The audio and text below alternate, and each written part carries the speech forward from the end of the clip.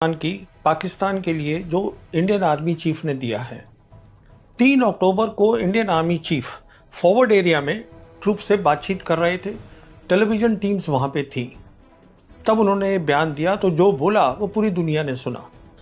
Army chief ने ये बोला, अगर पाकिस्तान अपनी स्टेट स्पॉन्सर्ड टेररिज्म या प्रॉक्सी वॉर को बंद नहीं करेगा तो अगली बार हिंदुस्तान की फौज संयम का इस्तेमाल नहीं करेगी जो कि उसने सिंदूर 1.0 में किया, और पाकिस्तान को अपना इतिहास और भूगोल के बारे में सोचना पड़ जाएगा। बहुत बड़ी बात कह दी। बड़ी बात इसलिए है क्योंकि जब इंडियन आर्मी चीफ ऐसी कोई बात बोल देता है या कोई भी बात बोल देता है, ये मान के चला जाता है कि उनको अपनी सैन्य शक्ति, दुश्मन की सैन्य शक्ति, सब कुछ उनको समझ में आती है, तो उनकी बात को बहुत ध्यान से और अहमियत दी जाती है।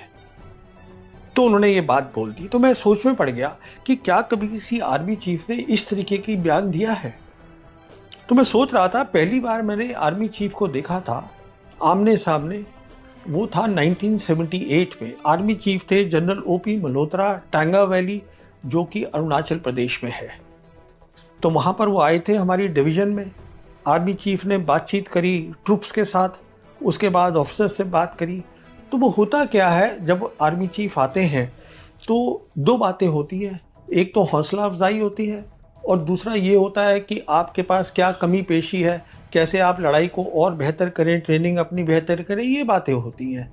कोई टेलीविज़न कैमरा नहीं होते। और उसके बाद मैंने बहुत सारे आर्मी चीफ सुने, देखे, मिला हूँ। कभी किसी ने इस तरीके का खुलकर टेलीविज़न पे ऐसा कोई बयान दिया नहीं। तो इसलिए ज़रूरी बन जाता है कि चलिए जो आर्मी चीफ ने कहा है इसके बारे में सोचते हैं। क्या कहा है इन्होंने अल्टीमेटम दिया है कि आप प्रॉक्सी वॉर बंद करिए पाकिस्तान को। ये शुरू कब हुई? ये शुरू हुई 1990 में, जब मसला हुआ जम्मू कश्मीर में, वहाँ पे डिस्टर्बेंस हुई। उस समय आर्मी चीफ थे जनरल रॉड्रिक्स। उन्होंने बहुत सारी फौज को हिंदुस्तान की जम्मू कश्मीर में डाल दिया और पाकिस्तान की जो फौज थी वहाँ से रिएक्शन हुआ। अब यहाँ पे दो बातें बोलना चाहूँगा पहले आगे चलने से।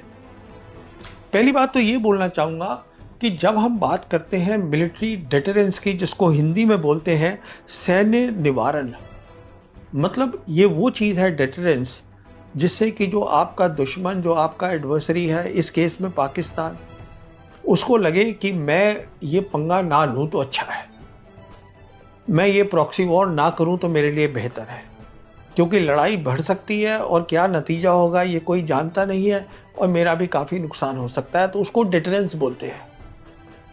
और डिटरेंस जो है वो दो चीज़ों से बनता है। एक होता है कि आपकी मिलिट्री ताकत क्या है, सैन्य शक्ति क्या है। वो सैन्य शक्ति नहीं जो आप समझते हैं आपके पास है, बल्कि वो जो आपका एडवर्सरी पाकिस्तान समझता है कि आपके पास ताकत है, इसलिए मुझे पंगा नहीं लेना है। एक तो ये होती है। दूसरी होती है कि पाकिस्तान को लगना चाहिए कि आप में लड़ाई करने का जज्बा है, जिसे हम बोलते हैं विल टू फाइट। और मेरे हिसाब से इन दोनों में जब हम डिटरेंस की बात करते हैं, विल टू फाइट सबसे पहले आता है, उसके बाद आता है मिलिट्री कैपेबिलिटीज। तो एक तो ये बात ध्यान में रखिएगा। दूसरी बात ये रखिएगा कि पाकिस्तान ने जब रिएक्शन किया, रॉड्रिक्स साहब ने फौज को अंदर भेजा, तो उनको भी मालूम है कि हम दोनों फौजों का एक पुराना रिश्ता है। हमने जंगें लड़ी हैं। पहली जंग कश्मीर की हुई थी, जब 1 जनवरी 1949 को मिलिट्री लाइन बनी जिसका नाम था सीज फायर लाइन। उसके बाद 65 की जंग लड़ी गई, 71 की जंग लड़ी गई। 71 की जंग में जो ईस्ट पाकिस्तान था वो बांग्लादेश बन गया, पर जो वेस्ट पाकिस्तान था वहाँ पे वो मिलिट्री लाइन बरकरार रही। उसका नाम बदल गया, सीज फायर लाइन से उसका नाम हो गया लाइन ऑफ कंट्रोल। कहने का मतलब ये है, किसी भी जंग में हिंदुस्तान की फौज के पास इतनी ताकत नहीं रही कि वो पाकिस्तान की फौज को पूरी तरह जो है हरा दे। वो नहीं रही इतनी ताकत, अगर होती तो वो मिलिट्री लाइन हट जाती। तो शिकस्त पूरी पाकिस्तान की फौज को नहीं दी गई, और ये उनको भी मालूम है, हमको भी मालूम है। तो दिक्कत क्या हुई, क्या बात हुई 1990 में कि पाकिस्तान की फौज जो है वो अमेरिका गई, उनसे बात करी उनसे, और उनको बोला कि देखिए साहब, इन्होंने फौज अंदर डाल दी है और ये अटैक करेंगे पाकिस्तान को। तो उस समय की सोच ये थी पाकिस्तान की फौज की कि हिंदुस्तान की फौज में लड़ाई करने का जज्बा है, will to fight is there. बहुत बड़ी बात है। और हमने देखा भी कि 1990s में हमने उसका नमूना दिया विल टू फाइट का, और उन्होंने भी नमूना दिया विल टू फाइट का। वो ऐसे दिया कि हमारी छोटी छोटी टीम्स जाती थी, लाइन ऑफ कंट्रोल क्रॉस करके दूसरी तरफ गए, और उनकी जो पोस्ट होती थी आर्मी की, टेररिस्ट इंफ्रास्ट्रक्चर नहीं, आर्मी की पोस्ट पे जाके हमला करते थे, और वो भी आके हमारी आर्मी की पोस्ट पे हमला करते थे। तो ये सिलसिला चलता था कि दोनों साइड पे विल टू फाइट है। ये चलता रहा 2004 तक। तब आर्मी चीफ आए निर्मल विज, जनरल निर्मल विज। इन्होंने क्या किया, इन्होंने फेंस लगा दी मिलिट्री लाइन पे, और ये कह दिया गया अब हिंदुस्तान की फौज को कि आप सिर्फ अपने एरिया में काउंटर टेरर ऑपरेशन करते रहिए। तो वहां पे ये हो गया। पर किसी भी आर्मी चीफ ने 1990 से लेकर और आज तक ये नहीं सोचा कि मैं अपनी मिलिट्री कैपेबिलिटीज को क्रेडिबल बनाऊं, ऐसी बनाऊं कि जो दुश्मन है पाकिस्तान, वो प्रॉक्सी वॉर जो है पंगा लेना बंद कर दे। वो नहीं बनाई, और उनसे कभी कोई ये हिसाब मांगा नहीं गया कि साहब आपने क्यों नहीं बनाई। अब इसके बाद जो है मोदी सरकार आई। अब मोदी सरकार, हमें मालूम है, सबसे पहले वो, मैं सिर्फ पाकिस्तान की बात कर रहा हूं, मैं चीन की बात अभी कर ही नहीं रहा हूं। तो पाकिस्तान के खिलाफ 2016 में हमें बताया गया हिंदुस्तान की आर्मी ने सर्जिकल स्ट्राइक कर दी है लाइन ऑफ कंट्रोल के उधर जाकर। ये हमें बताया जो हमारे उस समय director general military operation lieutenant general Ranbir Singh थे, उन्होंने हिंदुस्तान की प्रेस को बताया। पर उससे पहले पाकिस्तान को ये बता दिया कि अब जो हमने किया है इसके अलावा हम कुछ करने वाले नहीं है। तो हमने पाकिस्तान को पहले ये इत्तला कर दी कि लड़ाई करने की विल टू फाइट नहीं है। 2016 में ये पहली बार बताया गया पाकिस्तान को। और जहां तक सर्जिकल स्ट्राइक जो कि इंडियन आर्मी ने नाम दिया था, वो बाद में ये पता चला, जो हमारे आज विदेश मंत्री हैं जयशंकर, उस समय विदेश सचिव थे, तो उन्होंने एक पार्लियामेंट्री कमेटी को बताया कि देखिए ये जो सर्जिकल स्ट्राइक है ये काउंटर टेरर ऑपरेशन है, जो पहले हिंदुस्तान की फौज इधर करती थी अपनी तरफ, अब जो है उन्होंने लाइन ऑफ कंट्रोल करके थोड़ा जाके अंदर पाकिस्तान ऑक्यूपाइड कश्मीर वहाँ कर दिया है, और कुछ नहीं है। नाम दे दिया सर्जिकल स्ट्राइक, जो एक बहुत बड़ी बात है। तो ये सारी चीज़ें पाकिस्तान ने देखी, समझी, और चीन ने भी समझी। उसके बाद बालाकोट हुआ 2019 के अंदर। अब सवाल ये था कि 1971 के युद्ध के बाद, लड़ाई के बाद एयर पावर का इस्तेमाल नहीं हुआ था, तो पाकिस्तान की साइड तैयार नहीं थी कि अचानक रात को जो इंडियन एयरफोर्स है वो बालाकोट पे स्ट्राइक कर देगी। कहाँ? किसी सैन्य ठिकाने पे नहीं, सैनिक ठिकाने पे नहीं, जो टेररिस्ट के जो उनका इंफ्रास्ट्रक्चर है, जो मदरसा थे बालाकोट में जहाँ पे, वहाँ पे अटैक हुआ। अगले दिन सुबह पाकिस्तान एयरफोर्स ने भी अटैक किया। उन्होंने खुलेआम दिन में किया और सैनिक ठिकानों पे किया हिंदुस्तान में। जो हिंदुस्तान की एयरफोर्स ने कबूला कि जो पाकिस्तान एयरफोर्स ने किया है वो जंग का ऐलान है, एक्ट ऑफ वॉर, पर हमने कुछ नहीं किया। ये बात फिर पाकिस्तान ने नोट करी, चीन ने नोट करी कि लड़ाई का जज्बा नहीं दिखा दूसरी बार भी। अब आइए सिंदूर पर। सिंदूर जब हुआ तो उसमें भी जो अटैक किया, टोटल जो है बताया गया कि 9 टेररिस्ट इंफ्रास्ट्रक्चर पे अटैक हुआ, टेररिस्ट फिर से, जिसमें 2 के ऊपर एयरफोर्स यूज हुई और 7 के ऊपर इंडियन आर्मी यूज हुई। और आधे घंटे के अंदर अंदर ये करने के बाद हमने पाकिस्तान के डीजीएमओ को ये बता दिया कि हम लड़ाई आगे नहीं करना चाहते। द विल टू फाइट हमने फिर वहाँ बता दी। उन्होंने कहा जैसे बालाकोट में था कि नहीं ये तो आपने किया है, हमें भी जवाब करना है, तो उन्होंने जवाब दिया। उसके बाद देखिए क्या हुआ। 8 तारीख को अगले दिन एक खबर आई हमारी, जो अपनी टीम ने नोट करी कि लड़ाई का जज्बा नहीं दिखा दूसरी बार भी। अब आइए सिंदूर पर।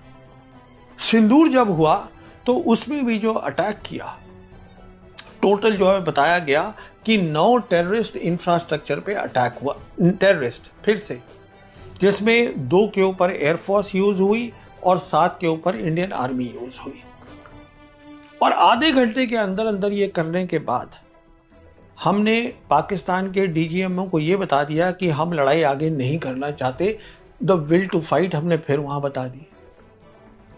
उन्होंने कहा जैसे बालाकोट में था कि नहीं ये तो आपने किया है, हमें भी जवाब करना है, तो उन्होंने जवाब दिया। उसके बाद देखिए क्या हुआ। 8 तारीख को अगले दिन एक खबर आई हमारी, जो अपनी एम्बेसी है, उन्होंने प्रेस रिलीज दी वॉशिंगटन में कि जो हमारे एनएसए हैं डोवल साहब, उनकी बात मार्को रूबियो से हुई है, उनका काउंटर पार्ट जो है अमेरिका के अंदर, और डोवल साहब ने मार्को रूबियो को पूरा यहाँ का ब्यौरा दिया कि यहाँ क्या हो रहा है। देने की ज़रूरत क्या थी, पर दिया। अच्छा, उसके बाद अमेरिकन जो थे वो बातचीत करने लगे हिंदुस्तान पाकिस्तान दोनों के साथ कि साहब आप ये रफा दफा करिए, बंद करिए। फिर पता चला कि 10 मई को प्रेसिडेंट ट्रंप का सबसे पहले सोशल मीडिया पर मैसेज आया कि दोनों साइड तैयार हो गए हैं सीज फायर के लिए, परमानेंट सीज फायर के लिए हमारे हस्तक्षेप से। उसने ये बोला कि मैंने करवाया है ये। और उसके फौरन बाद मार्को रूबियो का मैसेज आया सोशल मीडिया पे कि दोनों साइड तैयार हो गए हैं सीज फायर के लिए, और दोनों साइड ये भी तैयार हो गए हैं कि हम किसी न्यूट्रल जगह पे बैठकर कहीं पर कंट्री में जहां भी हम बातचीत करके अपने मसलों को बातचीत करेंगे। उसके बाद फिर हमें पता चला पाकिस्तान की साइड से कि सीज फायर के लिए वो तैयार है। और सबसे आखिर में इंडियन साइड ने ये कहा कि पाकिस्तान के जो डीजीएमओ है उन्होंने दरख्वास्त करी, उन्होंने रिक्वेस्ट करी इंडियन साइड को कि हम सीज फायर चाहते हैं, तो हमने फिर ऐलान किया। सवाल ये उठता है कि अगर ये वाकई उनके डीजीएमओ ने किया है जो किया होगा, तो प्रेसिडेंट ट्रंप को कैसे पता चल गया कि ये सीज फायर होने वाला है। पर चलिए वो बात नहीं है। बात ये है कि एक बार फिर से ये बताया गया टेररिस्ट इंफ्रास्ट्रक्चर पे अटैक हुआ, हर बार वहीं हो रहा है, सैन्य शक्ति पे नहीं, पाकिस्तान की। और साथ में जो सबसे मैंने बताया इंपॉर्टेंट बात, विल टू फाइट, वो नहीं आ रही, दिखाई जा रही। अब इसको भी एक्सप्लेन कर रहे हैं ये लेफ्टिनेंट जनरल राजेश पंत हैं, जिन्होंने कई साल नौकरी करी है प्राइम मिनिस्टर के दफ्तर में। वो इसको बोल रहे हैं ये क्यूमुलेटिव डिटरेंस है।